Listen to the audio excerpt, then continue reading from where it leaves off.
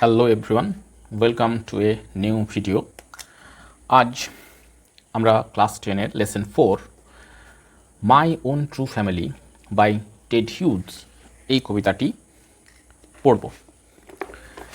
এই কবিতাটির সম্পূর্ণ বাংলা অর্থ আমরা দেখব এবং টেড হিউজ সম্বন্ধে প্রথমে একটু বলি। টেড হিউজ 1930 খ্রিস্টাব্দে তার জন্ম হয়েছিল এবং 1998 খ্রিস্টাব্দে তিনি মারা যান। টেড হিউজ ছিলেন একজন বিখ্যাত ইংরেজ কবি এবং তিনি 1984 থেকে তার মৃত্যু পর্যন্ত ইংল্যান্ডের পোয়েট লরেট ছিলেন। এই টেড হিউজ যে কবিতাটি লিখেছেন সেটি অ্যাকচুয়ালি মানব জাতির বা মানুষের যথেচ্ছ পরিমাণে নির্বিচারে গাছ কেটে নেওয়ার যে মনোভাব, গাছ কেটে নেওয়ার যে প্রবৃত্তি, তার বিরুদ্ধে তিনি এই কবিতাতে সোচ্চার হয়েছেন। মানুষ যথেচ্ছভাবে নির্বিচারে গাছ কেটে ফেলছে এবং নিজের অজান্তেই নিজের ভবিষ্যৎকে যেভাবে ধ্বংসের দিকে নিয়ে যাচ্ছে, সেই ব্যাপারটা এখানে তার প্রতিবাদ হিসাবে এই কবিতাটা তিনি লিখেছেন। এখানে ঠিক আছে, তাহলে শুরু করা যাক আজকের কবিতা। My own true family, Ted Hughes. Once I crept in an oakwood. Crept, that means চুপিসারে প্রবেশ করা। তাহলে একবার আমি একটা ওক উড মানে ওকের জঙ্গলে চুপিসারে প্রবেশ করেছিলাম। কবি বলছেন তিনি একটা ওকের জঙ্গলে চুপিসারে প্রবেশ করেছিলেন। কেন প্রবেশ করেছিলেন? এটা কিন্তু কোশ্চেন, ফার্স্ট লাইন থেকে কোশ্চেন হবে। I was looking for a stag. Stag means stag এর অর্থ হচ্ছে মেল ডিয়ার, পুরুষ হরিণ। তাহলে তিনি একটা পুরুষ হরিণের খোঁজ করতে করতে চুপিসারে ওকের জঙ্গলে প্রবেশ করেছিলেন। First line clear? তাহলে কেন প্রবেশ করেছিলেন? কবি একটা পুরুষ হরিণের খোঁজ করছিলেন এবং সেই জন্য তিনি ওকের জঙ্গলে প্রবেশ করেছিলেন। I met an old woman there. সেখানে ওই ওকের জঙ্গলে প্রবেশ করে তিনি দেখলেন তার সঙ্গে সাক্ষাৎ হলো একটা বৃদ্ধা মহিলার। কার সঙ্গে সাক্ষাৎ হলো? একজন বৃদ্ধা মহিলার সঙ্গে মেট, সাক্ষাৎ হয়েছিল। All নবলি stick and rag.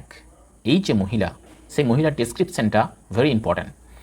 যে মহিলার সঙ্গে তার দেখা হলো, সেই মহিলা একটা আনস্টেডি নড়বড়ে স্টিক, ঠেঙা হাতের লাঠি, আনস্টেডি একটা লাঠি নিয়েছিল, স্টিক ছিল, ছড়ি ছিল তার হাতে, এবং তার জামা কাপড়, তার যে পোশাক সেটা ছিল র্যাগ, অর্থাৎ ছেঁড়া জরাজীর্ণ পোশাক পরেছিল সেই মহিলা।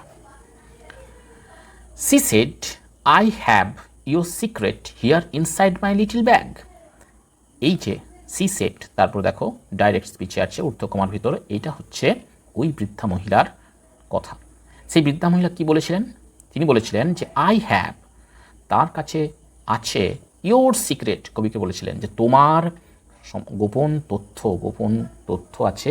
কোথায় আছে? Here inside my little bag, আমার এই ছোট্ট ব্যাগের মধ্যে। তাহলে সেই বৃদ্ধা মহিলার বক্তব্য কি? তিনি কি বলেছিলেন? না, আমার এই ছোট্ট ব্যাগের মধ্যে তোমার গোপন তথ্য আছে। Then she began to cackle and I began to quack. তারপর ওই বৃদ্ধা মহিলা ক্যাকল, ক্যাকল মিন্স এই রাজহাঁসের মতো খ্যাক খ্যাক আওয়াজ করা। তাহলে ওই মহিলা খ্যাক খ্যাক করে আওয়াজ করে বা মুখে আওয়াজ করে হাসতে শুরু করলেন এবং কবি বলছেন I began to quack. Quack means কাঁপা। কবি কাঁপতে শুরু করেছিলেন। যখন মহিলা হাসতে শুরু করেছিল তখন কবি কাঁপতে শুরু করেছিলেন। কোয়াক, দ্যাট মিন্স কাঁপতে থাকা। She opened up her little bag and I came twice awake. তারপর সেই বৃদ্ধা মহিলা তার ব্যাগটা যখন ওপেন আপ করলো, খুলল, তখন কবি যেন দ্বিতীয়বারের জন্য জেগে উঠলেন।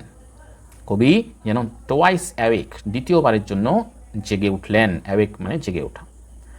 Surrounded by a steering tribe and me tied to a stake. যখন তিনি জেগে উঠলেন দ্বিতীয়বারের জন্য, তখন কবি দেখলেন কি? সারাউন্ডেড বাই, তাকে চারদিকে ঘিরে রেখেছে স্টিয়ারিং ট্রাইব, এক দৃষ্টিতে তাকিয়ে থাকা উপজাতির মানুষেরা।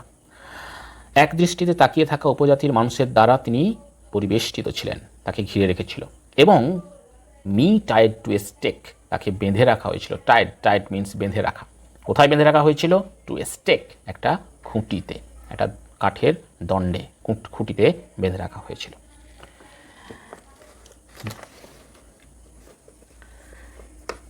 দে সেড, দে দ্যাট মিন্স ওই যে ট্রাইব যারা এক দৃষ্টিতে কবির দিকে তাকিয়েছিল, দে সেড তারা বলেছিল, কি বলেছিল? We are the oak trees, আমরা হলাম ওক গাছেরা, and your own true family, তোমার সত্যিকারের নিজস্ব পরিবার। তাহলে কারা কবির সত্যিকারের নিজস্ব পরিবার? না, oak trees. Okay, we are chop down, এখানেও দেখো ঊর্ধ্বকমার ভিতরে এখান পর্যন্ত আছে, এগুলো সব ওই স্টেয়ারিং ট্রাইব ওক গাছগুলোর কথাবার্তা, ওই উপজাতিগুলো নিজেরা বলছে কবিকে। কি বলছে? উই আর চপ ডাউন, আমাদেরকে কেটে ফেলা হয়। চপড ডাউন, চপড মিন্স কুড়ুল দ্বারা যে বা কাটারি দ্বারা কুপিয়ে কুপিয়ে যে কাটা, দ্যাট ইজ চপড। বলছে আমাদেরকে কেটে ফেলা হয় কুপিয়ে কুপিয়ে। উই আর টর্ন আপ, ছিঁড়ে ফেলা হয় আমাদেরকে। টর্ন আপ দ্যাট মিন্স ছিঁড়ে ফেলা হয়। You do not blink an eye, তোমরা চোখের একটা পলকে ফেলো না, মানে এত নিষ্ঠুরভাবে তোমরা আমাদেরকে কেটে ফেলো, কিন্তু তাতে তোমাদের মনে এতটুকুও কষ্ট হয় না যাতে তোমরা চোখের একটা পলক পর্যন্ত ফেলো না। এত নিষ্ঠুরভাবে তোমরা আমাদেরকে কেটে ফেলো, ওক-ট্রিদের বক্তব্য। Unless you make a promise now, ততক্ষণ না তুমি একটা প্রমিস করছো, একটা কথা দিচ্ছ। কি কথা? Now you are going to die, তাহলে যদি তুমি কথাটা না দাও, তুমি যদি একটা প্রমিস না করো, তাহলে তুমি মরতে চলেছো বা তুমি মরবে। তাহলে কি কথা, কি প্রমিস তারা চাইছে কবির কাছে? Very important. দেখো কি প্রমিসটা কবিকে করতে বলছে তারা। Whenever you see an oak tree felled, যখনই দেখবে একটা ওক গাছ কাটা হচ্ছে, যখনই দেখবে, সোয়ের, শপথ করো, প্রতিজ্ঞা করো, now we will plant two, তখনই তুমি বা তোমরা দুটো গাছ লাগাবে, অর্থাৎ একটা গাছ কাটা পড়লে দুটো গাছ লাগাবে। এই শপথটা করতে বলছে। ভেরি ইম্পর্ট্যান্ট, যে কী শপথ, প্রত্যেকবার কোশ্চেনে পড়ে এইরকম, এইগুলোই কোশ্চেন, এর বাইরে কিছু কোশ্চেন হবে না। কী শপথ করতে বলছে? না, যখন দেখবে একটা ওক গাছ কাটা হচ্ছে, সাথে সাথে তোমরা দুটো ওক গাছ লাগাবে। আনলেস ইউ সোয়ের, যদি তুমি শপথ না করো, শপথ করতে হবে তোমাকে, যদি শপথ না করো, দ্য ব্ল্যাক ওক বার্ক, কালো ওক গাছের যে ছাল, bark, will wrinkle over you, তোমাকে কুঞ্চিত করবে। রিঙ্কেল মানে ভাঁজ, কুঞ্চিত করা। তোমরা দেখবে গাছের, আমাদের স্কিন, আমাদের মানুষের চামড়া যেমন নরম এবং মসৃণ হয়, কিন্তু গাছের যে ছাল সেটা কীরকম হয়? খসখসে, রাফ, তার মধ্যে একটা রাফনেস থাকে, একটা খসখসে ভাব থাকে।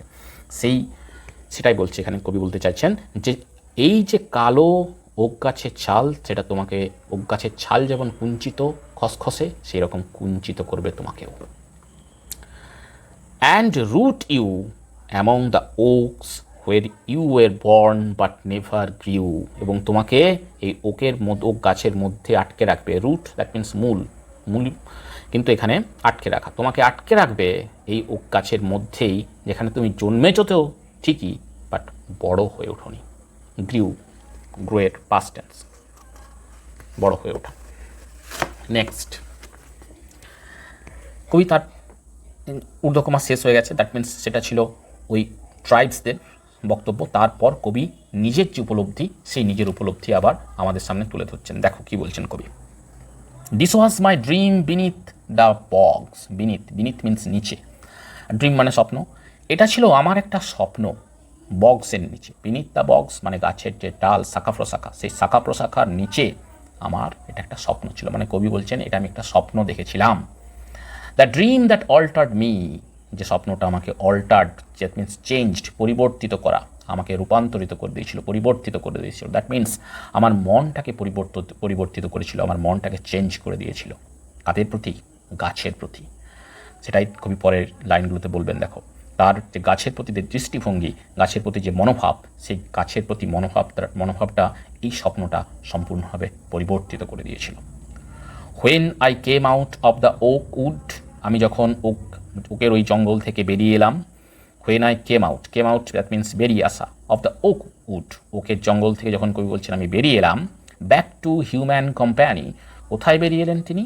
মানুষের সহচর্যে, অর্থাৎ মানব জাতির মধ্যে, মানুষদের মধ্যে আবার ফিরে এলেন যখন তিনি, মানব সমাজে যখন তিনি ফিরে এলেন, মানব সঙ্গীদের কাছে যখন তিনি মানুষের মধ্যে যখন ফিরে এলেন জঙ্গল থেকে বেরিয়ে এসে, তার মধ্যে কী পরিবর্তন হয়েছে? ইম্পর্টেন্ট কোশ্চেন, ভেরি ইম্পর্টেন্ট, যে কী পরিবর্তন তার মধ্যে দেখা দিয়েছিল যখন তিনি ওকের জঙ্গল থেকে মানুষের মধ্যে ফিরে এসেছিলেন? কী অল্টার্ড, কী পরিবর্তন তার হয়েছিল? My walk was the walk of a human child, আমার হাঁটাটা মানব শিশুর মতোই ছিল, অর্থাৎ তিনি যেভাবে হেঁটে চলে বেড়াচ্ছিলেন সেটা মানুষের মতোই দেখতে ছিল। বাট, ভেরি ইম্পর্ট্যান্ট, বাট, কিন্তু, অর্থাৎ একটা বৈপরীত্য আছে, কিন্তু my heart was a tree, আমার হৃদয় ছিল গাছের। অর্থাৎ এখন ওই ওক উড থেকে বেরিয়ে এসে কবি মানুষের মধ্যে যখন প্রবেশ করলেন, তার হাঁটা চলা সমস্ত কিছু মানুষের মতো হলেও তার হৃদয়, তার মন, তার মনোভাব গাছের মতো হয়েছে। অর্থাৎ এখন তিনি গাছের যে কষ্ট, আমাদের মানুষের গাছের প্রতি ব্যবহারে গাছের যে বেদনা, সেটা উপলব্ধি করতে পারছেন। সেই জন্যই বলছেন তিনি যে এই স্বপ্নটা তাকে অল্টার্ড করে দিয়েছে, চেঞ্জ করে দিয়েছে, পরিবর্তন করে দিয়েছে, তার মনের মধ্যে একটা পরিবর্তন এনেছে। ঠিক আছে, এটাই হচ্ছে সেই পরিবর্তন, যে তিনি হাঁটা চলার দিক থেকে মানুষের মতো হলেও তার হৃদয়, তার মন, তার মানসিকতা পরিবর্তিত হয়ে গেছে, সেটা হয়ে গেছে গাছের মতো। ওকে, ঠিক আছে, আজকের ক্লাস এই পর্যন্ত। তোমাদের যদি আমার ভিডিও ভালো লেগে থাকে অবশ্যই আমার চ্যানেলটা সাবস্ক্রাইব করবে এবং পাশে থাকা বেল আইকন প্রেস করবে। দেখা হচ্ছে নেক্সট ভিডিওতে। Till then, good bye.